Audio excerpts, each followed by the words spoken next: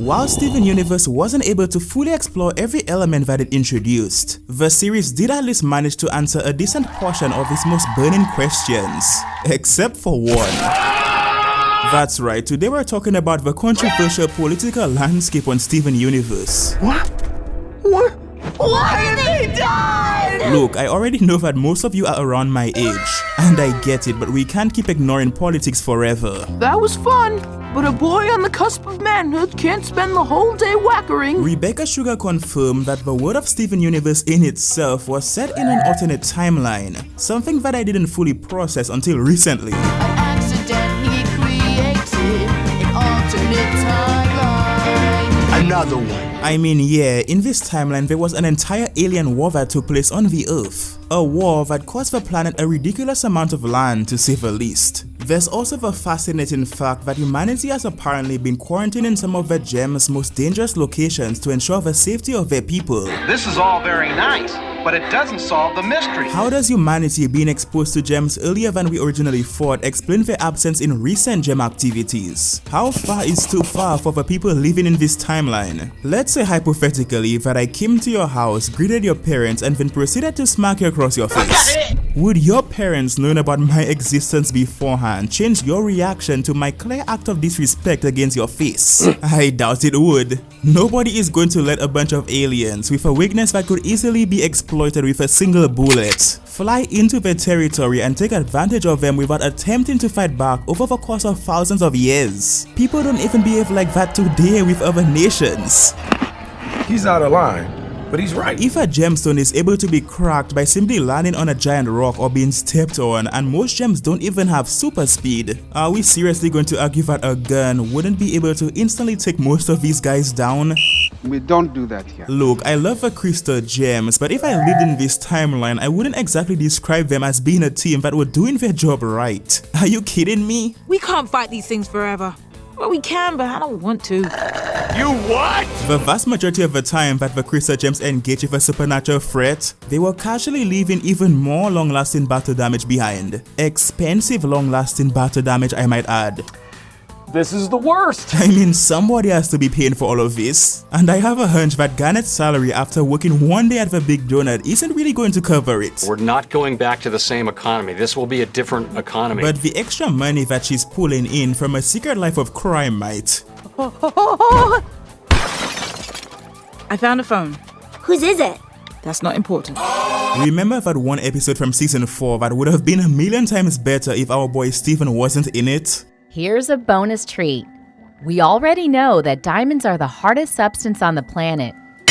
Well, based on this episode, we learned about the troubling priorities of a police force as an organization in this timeline. Check this out. Destroying private property? No problem. Damaging a motel room? Pff, what family hasn't? Withholding the planet's entire ocean and then releasing all of that raw pressure back into the ecosystem? Causing irreparable amounts of damage to all sea vessels and marine life? Nothing to see here. Running a red light? Well, that's just diabolical. You better catch those criminals before they drive off into outer space. One of Steven Universe's biggest and most intrusive gem-related conspiracies that directly affected all of modern civilization took place during the series' official run of comics. Created by Rebecca Sugar herself, Steven Universe Crystal Clean seriously becoming one of my all-time favorite stories to come out of this entire franchise. Fully explored the horrific consequences of the gem war, technically featured the first gem to be brought back after being shattered, and even featured an antagonist that outmatched the crystal gems in every possible way, threatening to bring a new era of devastation to the planet. The comic issue being set in season 5 after Lapis decides to hide on the moon base, hilariously starts with the crystal gems taking advantage of a moment of peace by attempting to clean the entire temple. After an overdramatic pep talk from Garnet, the crystal gems reluctantly begin cleaning the temple and actually manage to complete this project within only a few hours. This leads the team to deciding to celebrate their mini victory by having a beach day, inviting Peridot to come along with them with little to no luck. So the crystal gems change into their casual outfits before heading outside. But as soon as they'd reach the beach, they'd stumble upon something unexplainable. The entire beach was covered in a mysterious green sludge that was extremely sticky, trapping anything or anyone who got stuck in it. Yellowtail, blaming the crystal gems for the seemingly supernatural mess, argues with them while explaining that the green sludge was already beginning to contaminate the ocean. The Pizza family and Yellowtail, confident that Steven, or someone who looked exactly like him, was the one responsible for this catastrophe, practically forces the crystal gems into cleaning all of it up all on their own. Steven reiterates the fact that the crystal gems' job was to protect the Earth and that they'd gladly tackle this new mystery, causing the citizens of Beat City to agree with him before going back to preparing for the incoming summer rush. Spending the rest of the day taking care of the green slime causes the crystal gems to head back to the temple earlier than planned, barely escaping a confrontation with Steven's revenge-focused doppelganger. The following morning, the crystal gems learned that not only did all of the green sludge return to its exact same position, but there was now additional amounts of green sludge scattered around the temple itself. Steven stumbles upon the culprit of this bizarre crusade, a green sludge monster taking his form, leading the crystal gems to attempting to hunt it down. Every single attack that they'd throw at the sludge monster would end in failure because of its incredible regeneration ability and sticky texture. But because of Greg's help, they discover that one of its only weaknesses was water. After the comical defeat of the sludge monster by Greg, the crystal gems failed to get any closer to stopping it because somehow it didn't have a gemstone for them to bubble. Garnet, Amethyst, and Pearl, deeply confused by this development, managed to get Peridot interested enough to help them on the case. The crystal gems work together throughout the day to secure a list of items required for them to create a powerful water-based weapon, in hopes that it would come in handy while continuing the investigation. Peridot completes her genius contraption, utilizing a powerful artifact called the Cloud Crystal to give it the ability to continuously produce water, before naming it the Hydropack. Steven becomes the wielder of the Hydropack and takes it for a test drive, leading him to finding the sludge monster intriguingly painting a star symbol on the side of a random building. Garnet, Amethyst, and Pearl almost immediately corner the sludge monster inside of an alleyway, but it uses a nearby pipe drain to escape to the rooftops, causing Steven to fighting it on his own using the Hydropack.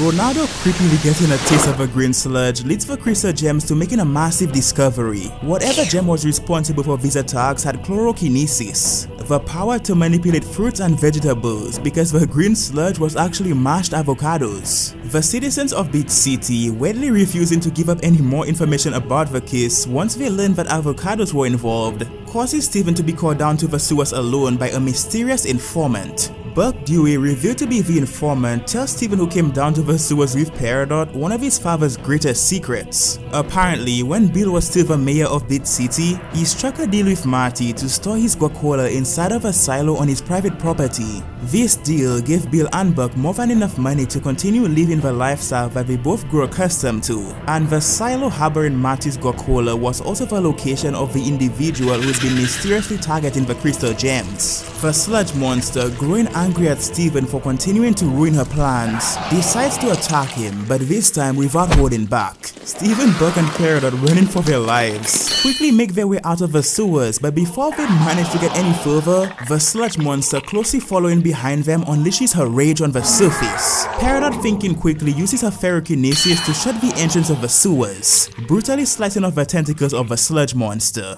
The next morning, Steven, realizing the seriousness of the situation, asks Peridot to help him defeat the gem hiding inside of a silo, but Peridot, terrified of facing a gem that reminds her of Lapis, finds it difficult to accept his offer. Eventually, Steven does manage to convince Peridot to help him, leading the duo to meeting up with Buck once more in order for them to finish what they all started. The squad, now wielding water guns, still manages to struggle against the sludge monster as it shows them the full extent of its raw power. Bill, Dewey, along with the rest of the crystal gems, show up with their own water-themed weapons ready for the incoming battle. With the arrival of all of its targets, the sludge monster decides to take its final form by absorbing every ounce of guacamole left in Bill's silo. Garnet and Amethyst form a Sugarlight in hopes of giving them a fighting chance against the kaiju level gem, but swinging around their massive flail and throwing methodical punches still proves to be completely ineffective against their monstrous opponent. Garnet, recognizing the roar of the sludge monster from within Sugarlight, causes Steven to confront Pearl about keeping even more secrets from him. Pearl explains that before the sludge monster was corrupted, she was a crystal gem who followed Rose Quartz and fought alongside them during the Gem War. She was cornered by a squadron of Homo gems, and before Rose Quartz could get to her location to save her, she was already shot shattered. Gruesomely, the Homer gems are revealed to have known about Rose Quartz's healing powers, leading them to burying the pieces of the crystal gems that they shattered in the dirt to ensure that Rose Quartz would never be able to even find them. The sludge monster was one of Rose Quartz's many soldiers during the war, and the reality is that even though Rose led her to her death, none of the crystal gems ever even gave her the respect of learning her name. Running out of options, Steven dashes into the air using his hydropack and decides to head straight for the sludge monster's gemstone, summoning his bubble to make sure that he didn't accidentally suffocate himself from inside of her constructed body. Carefully moving around from inside of the sludge monster, Steven makes his way to her gemstone and strategically uses his healing speed to heal her before bubbling her, ensuring that she wouldn't be in any more pain. Because of their shared near-death experiences, Buck grows closer to his father, and the crystal gems, reflecting on everything that they've just been through, realizes that even in her corrupted state, the gem in control of the sludge monster was still a loyal crystal gem, one who decided to paint the iconic star symbol whenever she regained control over her monstrous form. Steven reminds the other crystal gems that even big messes can be cleaned up if you truly put in the effort, leading all of them to finally come into terms with how they chose to treat the vast majority of their allies during the gem war.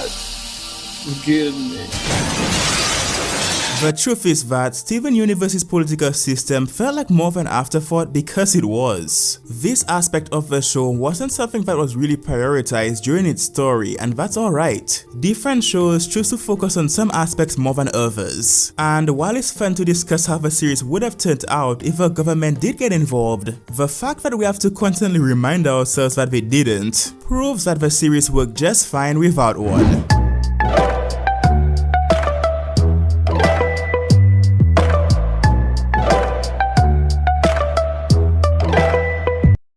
They're just crows.